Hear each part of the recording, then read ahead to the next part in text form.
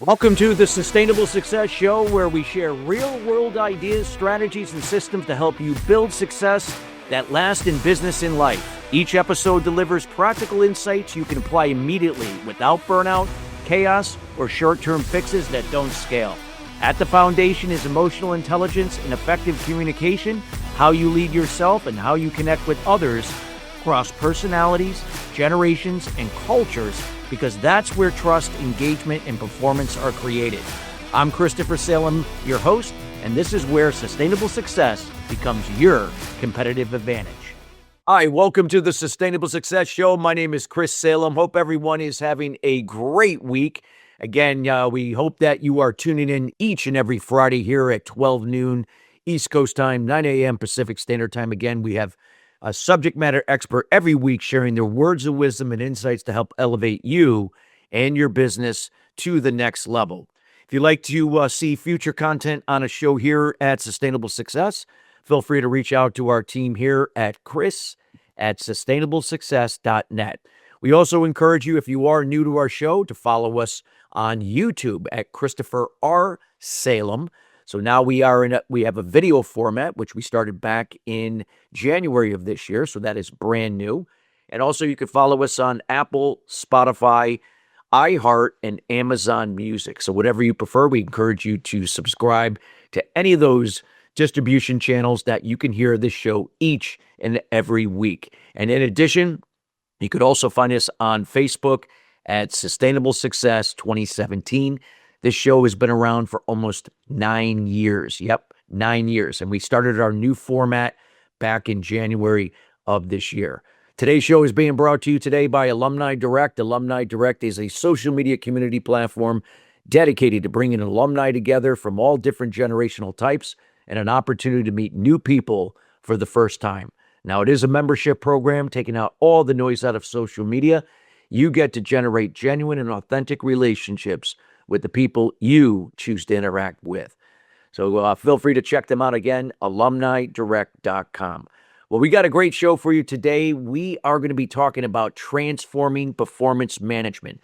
So whether if you are a CEO, business owner of a small business, small company, mid-sized company, a business unit manager working for a Fortune 1,500 company, HR leader, well, you're in the right place.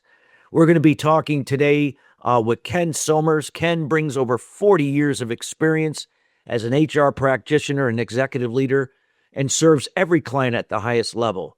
His extensive career includes leadership roles in Singapore, Hong Kong, Japan, India, Malaysia, and Poland, complementing his deep domestic experience.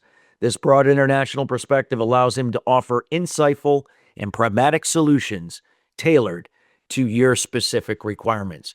And without further ado, we welcome Ken Somers to the show. Ken, how you doing today? I'm great, Chris. Thank you very much for having me.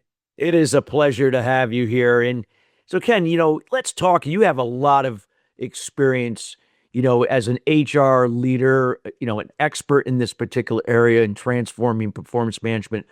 Let's just talk a little bit about the backstory, the foundation of all your experience, what has led up to you now helping more businesses and organizations transform their performance management. Sure. So, again, thanks for having me and thanks for the question. As you mentioned, I've got more years in the field than I really care to confess to. But one of the key things I've learned, I've learned many things over those decades, but one of the key things I've learned is that people want feedback. People want to know, how am I doing? How can I get better? How can I grow my career? And it's through experiencing that in every environment in which I've worked, whether it's international or domestic, small company, large company, it doesn't matter. The pattern is the same.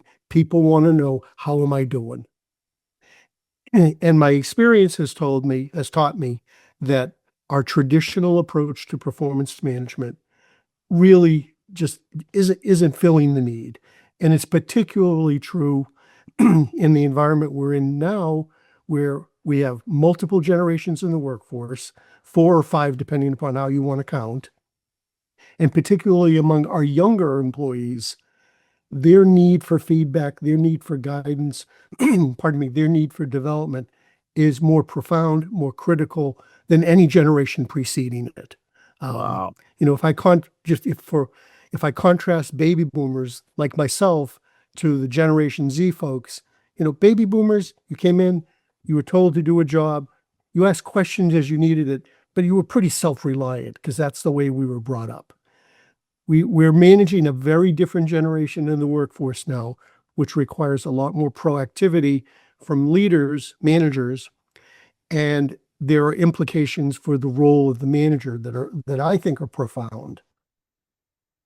Wow. This is great. And I love what you shared there. And, let's kind of like, we always like here at Sustainable Success to say that, if we're gonna forge an opportunity to create a result, we got to really understand our challenge. We have to and if we're not sure, we have to go about finding what that challenge is to make it better. Then what opportunities can we, generate from it to get those results we seek? What would you say are right now the limitations of the traditional model before we get into what would be the core principles of continuous performance management? Sure. So I think it boils down to a couple of things. First of all, the traditional model is backwards looking. And if you're someone who is seeking feedback, again, how can I get better? Waiting a year or more in many cases to get that feedback it's too late. The coachable moments have passed. The second thing is that it becomes the traditional process feels confrontational. I wait all year to get feedback. I'm a nervous wreck. What's my boss going to tell me? Oh, by the way, the manager has their own anxiety, of having once a year to sit down and write all these reviews, trying to remember what happened during the year. So it creates friction in the relationship. It creates friction in the process, both of which are completely avoidable. Yeah. Oh, I love it. And if you could share like with us, I know, and these things happen over time, but before you probably go into that process, if you could explain to the listeners, what are the core principles of continuous performance management, or the acronym CPM? Right. So it really boils down to simple things. And I hasten to add, this is not rocket science. This is just the concept of CPM is not particularly new or unique to me. I just try to package it in a way that makes sense for me and my clients. But the core principles are, first and foremost, the manager, the leader, I'm going to use the terms interchangeably, even though we know they're not really. The manager needs to shift their mindset to one away from control and command to, I'm a coach. My job is to get the best performance out of my people and to help them grow. That's the first and most important mental shift. The second thing is continuous performance management requires an ongoing dialogue between the employee and the manager. And it needs to be a two-way street. It's not all on the manager to set an agenda. The employee has to take some ownership in this process, but they both have to commit to an ongoing dialogue, a regular cadence of discussions, and candid but constructive feedback in both directions. Yeah. How am I doing? And oh, by the way, what do I need from you in order to help me be more successful? Oh, I love it.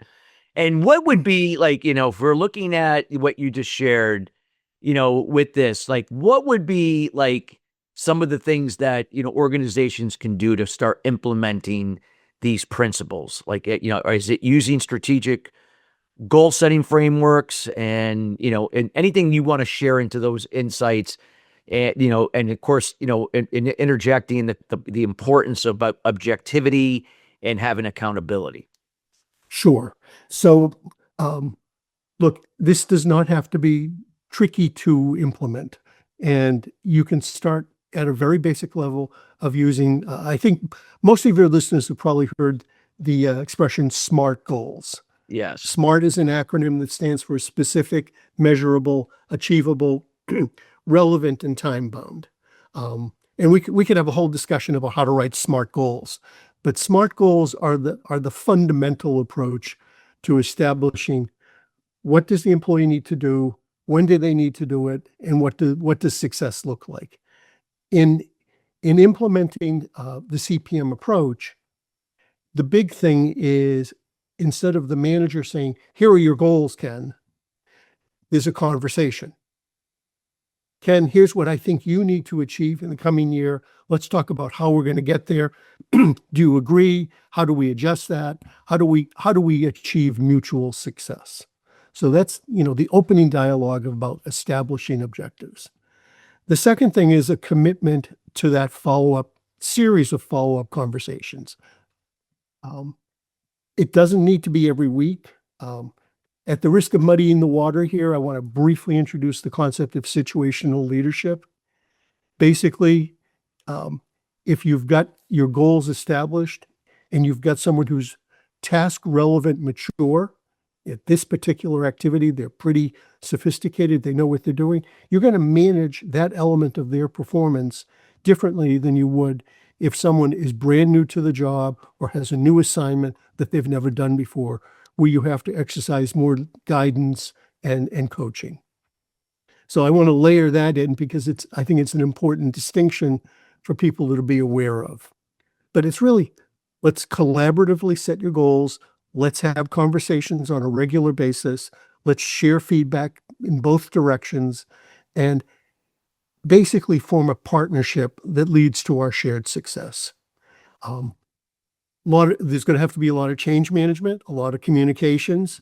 The most important thing is getting buy-in from the top and having the leadership at the top of the organization model these behaviors and have the expectations of their teams to implement for their organizations. Powerful stuff. And I hope listeners, you're taking notes. I mean, we're going to encourage you later when Ken provides his contact information to reach out, because there's a lot of things Ken can connect the dots here. We can only share so much on a half an hour show. So valuable information, Ken. Thank you. Ken, there's a term, I guess, and correct, and I don't know if I'm going to say it correctly, but I will do my best. So how does the concept of mise en place apply to human resources or management context, and why is it important for performance discussions? Sure. So if I may, it's pronounced mise en place. Mise en place. Okay, I know my French isn't great. Nor is mine. Nor is mine. I've stolen that concept from the cooking shows that many of us watch on HGTV or whatever, the Food Channel. Mise en place is a concept taken from the food preparation world, in which you have all your ingredients measured, laid out, and ready to go before you actually start preparing the food. And I'm borrowing that concept as it relates to continuous performance management, because to make it most effective, most powerful, most impactful, the leader and the employee both need to be keeping notes. How am I doing? Where am I running into problems? What documents do I need to support a conversation, either with the employer or with the boss? Basically, all my stuff prepared and ready to have a productive conversation with either the employee or the manager, that bi-directional conversation. And the reason why I think it's important is everybody is stretched for time. We live in a nonstop world. We live in 30-second sound bites. So to get a manager to commit to a bi-weekly 30-minute meeting is not trivial. So you want to make the best use of that time. And one of the most effective ways to make that productive for both sides of the discussion is to have your stuff ready in advance. Hence, mise en place. Wow, powerful. So everybody get used to that term, and not just in the kitchen, but also in the workplace, and no matter what size business. So Ken, let's talk a little bit about looking at how this can be applied on a case by case basis, like practical application. I'm sure you do this when you're coaching. If a manager is like having a challenge with high stake performance conversations, what specific preparation steps would you recommend? Sure. In the case where an employee isn't delivering what the manager expects, I start with the basics. Let's make sure that we understand each other's expectations. Have we set proper goals? Do the goal? Oh, by the way, one other advantage of this continuous process, performance management process, is that the business world changes, and goals can and should evolve as the business environment changes. So if you're speaking with each other on a regular basis about how stuff is going, it's really easy to adapt as the environment changes. So, but back to your question, have my notes, examples of where things need to be better, and to go into the conversation with the attitude, my job as the leader, as the manager, is to help this employee be successful. My job is not to criticize. My job is not to berate. My job is not to make someone feel bad. My job is to help them. Again, it's a non-trivial mind shift for a lot of people. Exactly. But if you go into that with the attitude of, how can I help you be more successful, and I hate to use the expression, but it's popular, if I've created psychological safety in the relationship, then I ought to be able to have a constructively candid conversation and listen to the employee's perspective. Now, if that doesn't work, then we go down some relatively traditional paths of, hey, I've been working with you for these last 3 months. You're not demonstrating progress. I need to see improvement, and we could have a whole conversation about performance improvement plans. Yeah. Which I'm also passionate about, because Well, before you do that, and you're more than welcome to talk about that, by the way. But like, what I loved what you said is that if you're there for them. You're not there to put them on the defense. You're there to put them on the offense. Because they have to recognize and own where they may be underperforming or where they could get better. But it's how you position it in terms of the communication to put them on the offense rather than the defense, which you stated is so important. I think it's fundamental. And again, look, I think back over my career. My first job out of school was with IBM, and I was very fortunate to have the opportunity, and I stayed there almost 20 years. But when I joined IBM, I can't talk about today's IBM, but when I joined IBM, it was very much a culture of command and control, very, very, very top down. It's 2026. Top down does not work real well anymore. No, not especially with the newer generations, the millennial and Gen Z generations. It just doesn't work, because people, again, I don't want to overgeneralize, but our younger generations want to know why. Why is this important?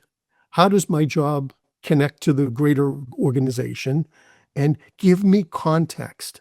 Don't just tell me to do something. Help me understand why it's important. What's the impact for the business? What's the impact for me? And if you can do that, if you can give that context, if you can see them align with the greater organization, I promise you're going to get better results. Yeah, so true. So true. It's so important. I love what you shared there. What's it like, it just on the same case, like, putting this into use, if you're a manager, how should they handle a situation where they need to deliver this feedback? I know you said you kind of already mentioned that briefly, psychologically safety, but if you could maybe go into a little bit, maybe giving us an example would be great, while still maintaining the coaching over criticism mindset. Sure. So, I think the easiest way to describe it is, if the manager, and this one's on the manager to a large extent. There's always two sides, at least, but this is largely on the manager to create an environment where he or she can deliver feedback that is constructive and useful, and make the employee feel comfortable to ask questions, challenge, share their own feedback, and basically have a dialogue. How is our relationship? Because it is a relationship. It's not just me boss, you employee. Um, uh, it may exist in some places, but I think it's becoming a dinosaur very quickly. Um, so if I've taken the time, invested the energy in the relationship with the employee, and it's little things like, you want to get to know people a little bit, like be able to say, how's your daughter doing in soccer? You know, you don't want to be invasive, but you want to demonstrate interest and caring, because it is a relationship. But if you can do all those little things to build a relationship, it does create a greater degree of psychological safety, which makes it easier to have constructive conversations. So true. And they always say, well, you only have to use that in the sales world, build rapport, build trust, and that will eventually convert and close more business. Well, yes, but it's also in everyday life. People will open up and be open to, your suggestions, your feed forward when they feel a level of trust. But with that, you can't have the trust without that rapport. And what you shared earlier, asking some just personal questions, not too personal, but just to show that you're relating and understanding them, that you're seeing them as a person, not just as an employee number, so to speak. Exactly. But said better than myself. Thank you. No, I love what you did there. And if you can maybe share, like, what could be some of the potential results when organizations begin to implement this on an individual, team, and organizational level, what that ripple effect can be for that organization. That can be with the KPIs, the OKRs, all of the above. Yeah. I think the most profound impact, if you successfully implement a CPM approach or some variation of it, it doesn't have to be this exact model, is you'll get retention. And we all know that it costs a lot more money to replace somebody than it does to fix an early problem. With greater retention, you're going to get better engagement. With better engagement, you're going to get buy-in to the organization and the job. And presumably, you're going to get better business outcomes if someone stays and is engaged and is committed to doing good work for the organization. And you can measure all this. It's not physics, but you can measure a return on investment of spending the time to build those relationships in improved retention and improved engagement. Yeah. And if the Harvard Business School is to be believed, and I'd like to believe that at least occasionally we can believe them, there's plenty of data to support that argument. Got it. Love it. Love it. And then, and I know we're getting near the end of the show, but I have one more question. I just wanted, what are some of the common pitfalls of performance management mentioned? That you mentioned that already. You already mentioned that's there, but what can they do just to remind everybody what you shared from the beginning, from those traditional models that we follow, just to remind them, and again, how to avoid them, or if you're caught up in where you can stop and pivot to, utilize that continuous performance management process. Yeah. The most common problem that I've seen over many, many years is something that we HR types call recency. And recency is a concept that says, if I'm in the traditional approach to performance management and I'm sitting down once a year to write a review and prepare for a conversation, what's going to most profoundly influence what I put on a piece of paper or on the screen is what happened in the last few weeks. But you're trying to give feedback, you should be giving feedback on a year's worth of activity. And that recency bias is the one that I see most profoundly. because that's what you remember.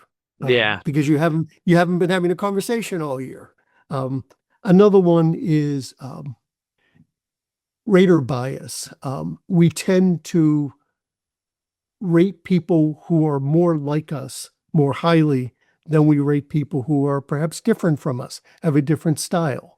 Again, if you're having an ongoing dialogue throughout the year, you're getting to know each other. You're getting to know where each other's buttons are.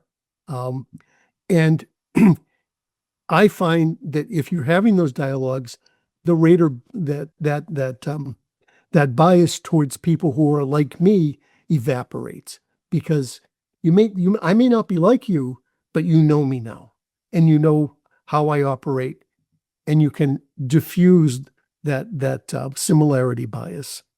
Those are a couple of examples. Wow. I hope everybody is taking notes. Again, go back and watch this episode again, whether if you're going to listen to it on an audio version or the video version here on YouTube. Just a lot of valuable information that Ken has shared here. And this is just the tip of the iceberg. We're going to encourage everybody to make sure that you reach out to Ken. So Ken, as we're near the end of the show here, I want to first, thank you personally, as in addition to the rest of the team here at Sustainable Success, for taking the time out of your schedule to be with us here today. Very grateful for the opportunity. Thank you. And we want to leave you this opportunity now to let the listeners know, and those listening later, how can they get in contact with you? What are you up to? And anything that you'd like to share or provide them. Sure. So very briefly, easiest way to contact me is either through my email, which is ken@somersHRSolutions.com. Not very tricky. The other option is you can go to my website, which is https:// HR Solutions, where there's a contact form, and you can pick a time on my calendar that suits your schedule. As is probably clear, I have a lot of passion around performance management, but I also do a lot of work with my clients on succession planning, leadership development, and coaching individuals for greater success in their jobs. Those are kind of the foundation pillars of my practice. Excellent. And we're going to make sure, everybody, that all of Ken's contact information is in the show notes. So again, you'll be able to click on those links and reach out to Ken directly, and we encourage you to do so. For any reason you reach out to us, we'll make sure that we'll connect you as well to Ken, and we highly encourage that you do that, especially for you business owners, for small to mid-sized companies, and any HR or business unit leaders in larger organizations. Feel free again to reach out to Ken. Again, all of that will be in the show notes. Thank you again, Ken. We can't thank you enough for taking the time to be with us. Thank you, Chris. You have a great day. You too. And listeners, we want to thank you each and every week joining us here at Sustainable Success. Again, we are committed to bringing in subject matter experts like Ken in each and every week to share their words, wisdom, and insights to help elevate you and your business to the next level. As I mentioned earlier in the show, if there is any content that we have not covered in the past, which I would find hard to believe because we've been around for 9 years almost, but I'm sure there's something we missed. Feel free to reach out again to our team here at chris@sustainablesuccess.net. Well, everybody, have a great weekend and a great rest of your week. Next week, we'll see you here next Friday at the same time, 12 noon East Coast time, 9 a.m. Pacific Standard Time. Till then, everybody, have a great day, and we'll talk soon. Take care.